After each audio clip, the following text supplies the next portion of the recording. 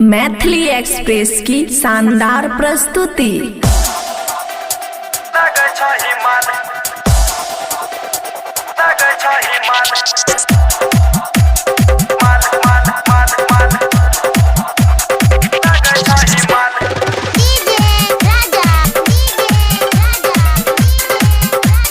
Khushi recording studio Baluaha.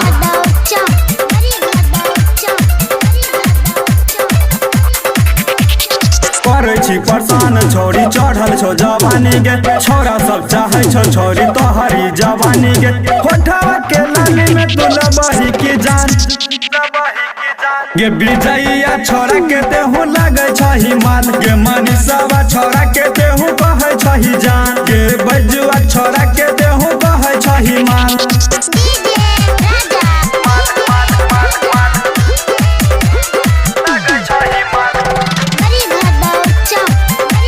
Mix by ताज तनहा।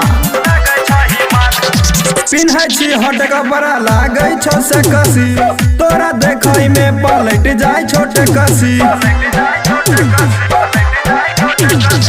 पिन्है छी हट कपड़ा लागै छो से कसी तोरा देखै में पलट जाय छोटे कसी। गजब के छोरी तेहू लागै छही मान गे रंजितावा छोरा के छोरी लागै छही मान। चंकी सोरावा छोरा तोरा रगड़ दतो गान गे सुनीलावा छोरा के देहू लागै छही मान। इलाका किसी का भी हो, धमाका राजा का ही होगा, धमाका राजा का ही होगा। खुशी रिकॉर्डिंग स्टूडियो बलुआहा।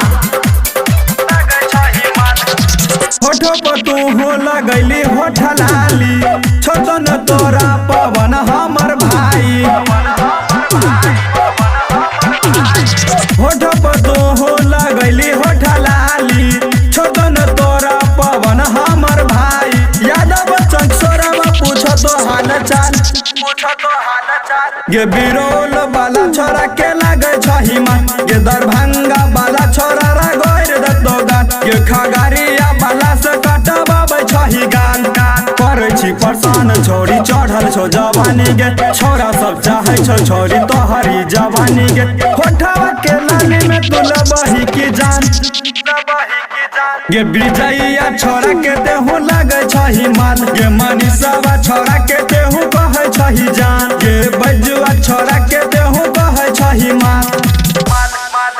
खुशी रिकॉर्डिंग स्टूडियो बलुआहा।